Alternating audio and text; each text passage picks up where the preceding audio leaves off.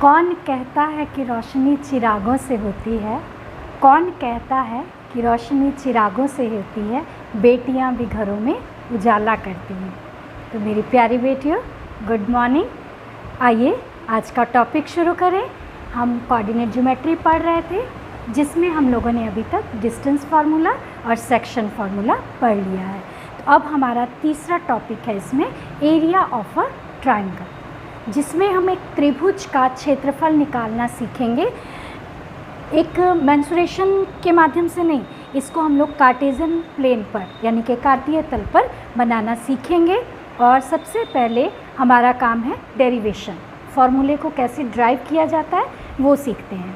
तो area of triangle निकालने के लिए मैंने यहाँ पर बोर्ड पर आपके लिए चित्र बना के रखा हुआ है, जिसमें एक कार्टेशियन प्लेन है, जिसमें एक त्रिभुज ABC बनी हुई है।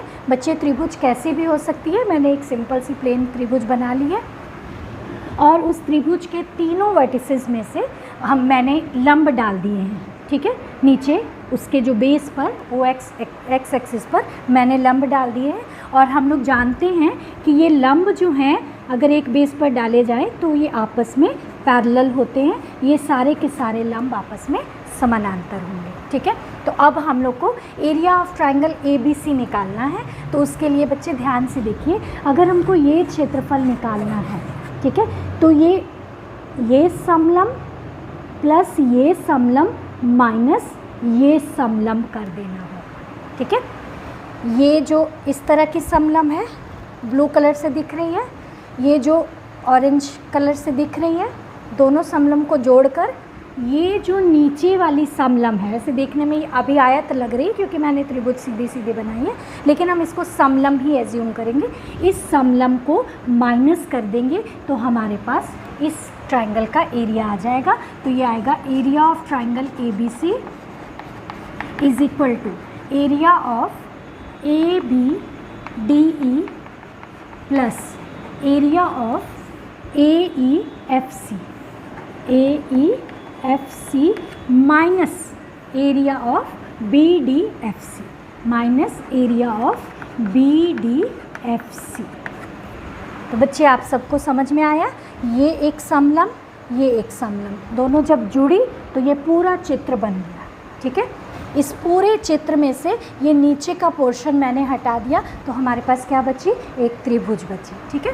तो ये अब हम लोग इसका फॉर्मूला लिखते हैं। हाँ, ट्रेपीजियम का यानी कि समलंब का एरिया क्या होता है ये तुम लोग जानते हो। एरिया ऑफ अ ट्रेपीजियम आप जानते हैं ना, 1/2 into sum of parallel lines into height, यानी कि दो समानांतर भुजाओं का योग इंटू इन दोनों के बीच की हाइट, ठीक है। तो हाइट तो यही होगी हमारी, तो इसको हम लोग लेते हैं। या फिर DE हाइट, चूँकि परपेंडिकुलर लेना, ये अगर तिरछी होती तो हम इसको हाइट नहीं ले सकते थे, तो इसको DE और EF भी ले सकते हैं हाइट को। तो ये हमारे पास आ जाएगा 1/2 इंटू BD प्लस AE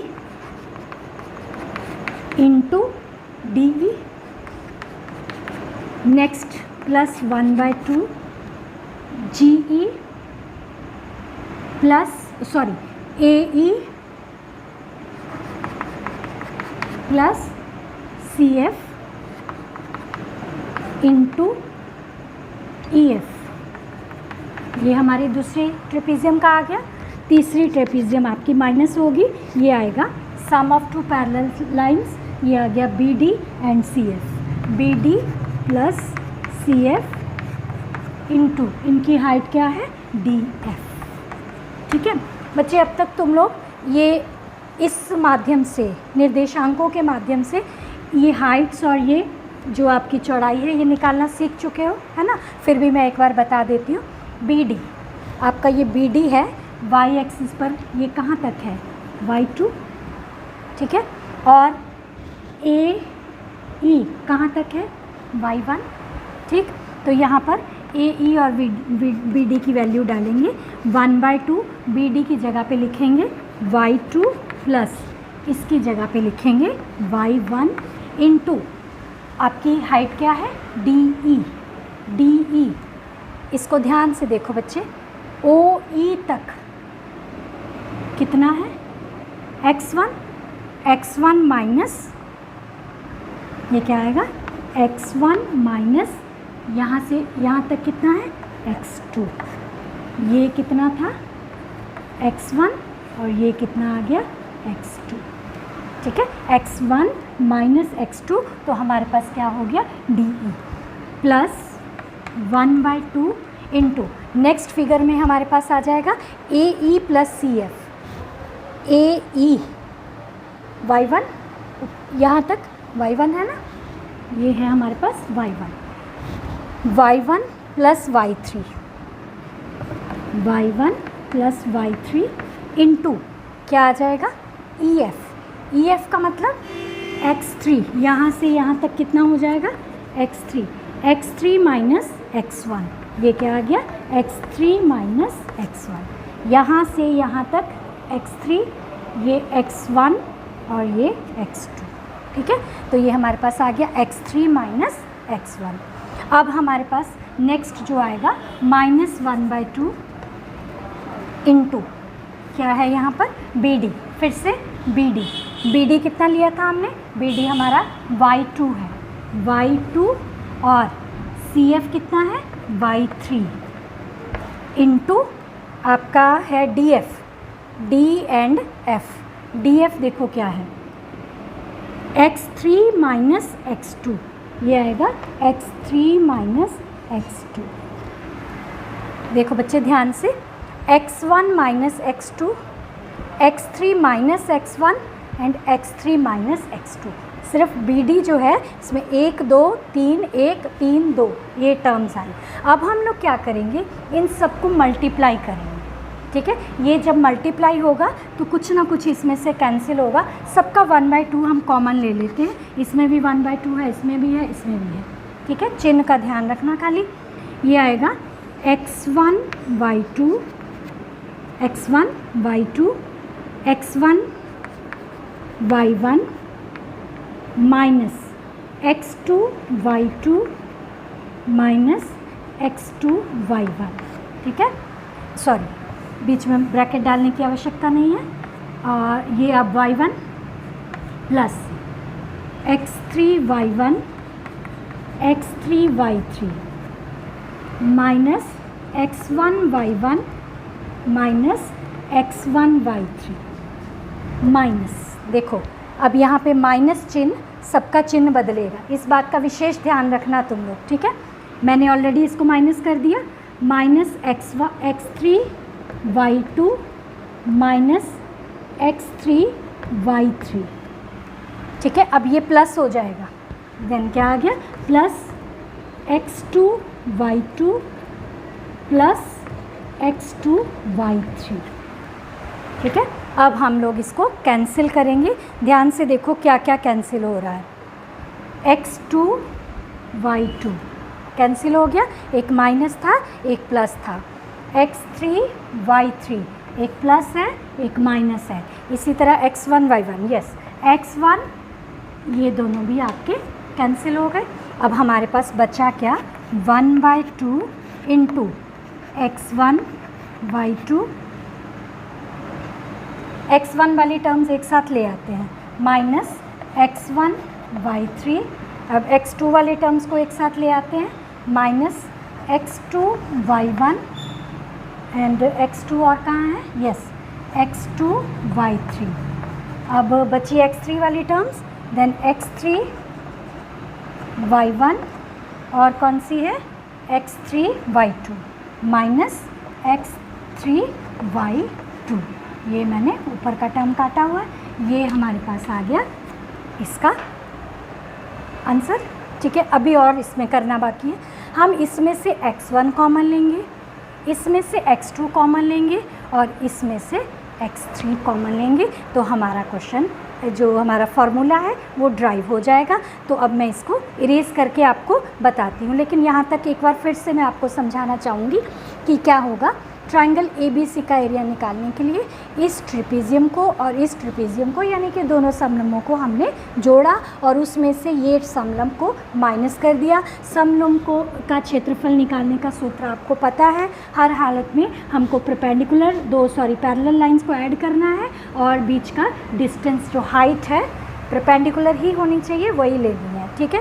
तो ये हमने फार्मूला लगाया। अब y2 y1 ये सब आप पहले से ही जानते हो, मैंने सेक्शन फार्मूला में या डिस्टेंस फार्मूला में आपको अच्छे से बताया था कि कैसे दूरियां निकालनी है। तो ये दूरियां निकाल के हमने सबकी वैल्यू पुट कर दी और एक एक टर्म को अच्छे से मल्टीप्लाई किया। मल्टीप्लाई करते समय चिन्ह का बहुत ध्यान रखना है, अगर नहीं हो पाता है तो आप एक बार चिन्ह बदल लीजिए, फिर दूसरे स्टेप में उसको मल्टीप्लाई कर लीजिए, कोई दिक्कत नहीं है, ठीक है, ताकि आपको ये समझ में आए सूत्र कैसे बनेंगे।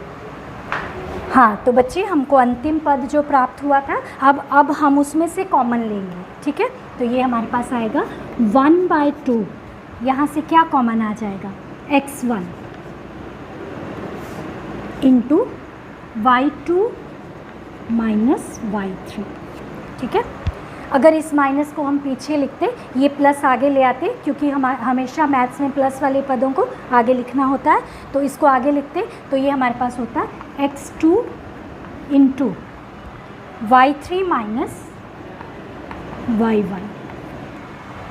अगेन लास्ट में क्या कॉमन आ रहा है, x3 into y1 minus y2, और ये हमारा एरिया का formula, area of triangle ABC प्राप्त हो जाता है। समझ में आ रहा है आपको? और ये एरिया का सूत्र आपको याद रखना होगा। याद रखने का तरीका क्या है, 1 2 3 2 3 1, ठीक है। इसको रोटेट करना है, 1 2 3 1 2 3, 1 पीछे चला जाएगा, क्या आएगा 2 3 1, फिर क्या होगा 2 पीछे जाएगा तो आगे क्या आ जाएगा 3 1 2। ट्रिक समझ में आ रही है ना? फिर से एक बार देखो, x1, हाँ x और y को डिफ्रेंशिएट करना है। x हमेशा बाहर रहेगा, y2 y3 अंदर, x हमेशा बाहर, y3 y2 अंदर, इसी तरह यहाँ पर भी, ठीक है। तो कैसे याद करना है, 1 2 3 x1 y2 y3, ओके। 1 उठ के पीछे जाएगा, ये दोनों आगे आ जाएंगे, है ना। तुम्हारी रो में अगर 3 सीट्स हैं, एक पहली लड़की को मैं कहूँगी अंतिम में बैठ जाओ, तो ये आगे आएगी, फिर ऐसे कैसे तुम लोग क्लास में रोटेट करते हो, सेम उसी तरह से ये आ गया 1 2 3, अब 2 आगे आ गया, 3 तो उसके पीछे ही रहेगा, 1 जाके अंत में बैठ गया, सेम तुम्हारी सीट रोटेशन की तरह। अब क्या, आज नेक्स्ट डे किसकी टर्न है, 2 आगे बैठ के अब 3 की आगे बैठने की टर्न है। पहले दिन 1 आगे बैठा 2 3, दूसरे दिन 2 आगे बैठा 3 1, तीसरे दिन 3 आगे बैठा, तो 3 के पीछे कौन है 1, और ये जाके अंतिम में बैठ जाएगा तो क्या आएगा 2 आ जाएगा, ठीक है। तो ये इस तरह से हमको ये फॉर्मूला याद करना है। पहला जो 1 2 3 है, ये पहला जो 1 2 3 है, ये x को रिप्रेजेंट करता है, और बाकी के पीछे वाले जो हैं वो y को रिप्रेजेंट करते हैं। अब हम आसानी से इस सूत्र को लिख सकते हैं, area of triangle ABC is equal to, देखो लिखना कितना आसान है, 1 2 3 x1 y2 y3 plus x2 2 3 1, है ना, 3 1 लास्ट में चला गया, अब 2 लास्ट में चला जाएगा, plus x3 y1 minus y2। ये हमारा फॉर्मूला ड्राइव हो गया, और इसको हमने ट्रिक के माध्यम से लिखना भी सीख लिया कि कैसे उसको बिना याद किए, कुछ याद नहीं करना है, 1 2 3 2 3 1 3 1 2 आपको याद होना चाहिए। फॉर्मूला तो सेट हो ही जाएगा, 2-4 क्वेश्चंस बनाओगे तो आप इसको समझ जाओगे।